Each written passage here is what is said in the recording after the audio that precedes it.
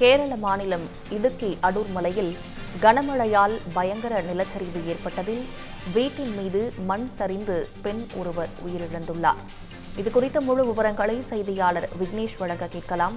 விக்னேஷ், இது குறித்த முழு விவரங்களை பதிவு பண்ணுங்க.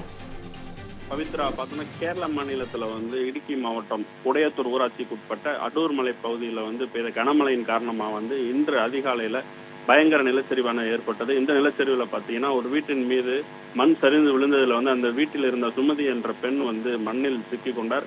பல மணி நேரம் போராட்டத்துக்கு பிறகு மீட்பு பணி பிறகு தீயணைப்புத்துறையினரும் தேசிய மீட்பு படையினரும் அவரது உடலை மீட்டு எடுத்தாங்க. இதன் மூலமா பாத்தீங்கன்னா இடுக்கி மாவட்டத்துல கனமழையின் காரணமாக முதல் உயிரிழப்பு ஏற்பட்டிருக்குன்னு சொல்லலாம். சம்பவ நிகழ்வின் போது இந்த வீட்டின் உரிமையாளர் வெளியில் இருந்ததால அவர் அதிர்ஷ்டவசமாக உயிர் தப்பினார்னு சொல்லலாம். இது மட்டும் இல்லாம வாகமன் பகுதியிலும் பாத்தீங்கன்னா மற்றொரு நிலச்சரிவு சம்பவத்துல காணாமல் போன நபரை தேசிய மீட்பு பணி படையினர் தீவிரமா தேடுதல் பணியில ஈடுபட்டு வராங்க. தொடர்ந்து பெய்து வரும் கனமழையால மீட்பு குழுவினருக்கு சிரமம் ஏற்பட்டிருக்குன்னே சொல்லலாம்.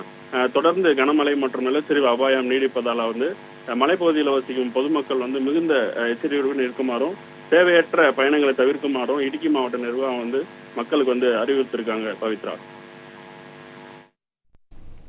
விவரங்களுக்கு நன்றி விக்னேஷ்.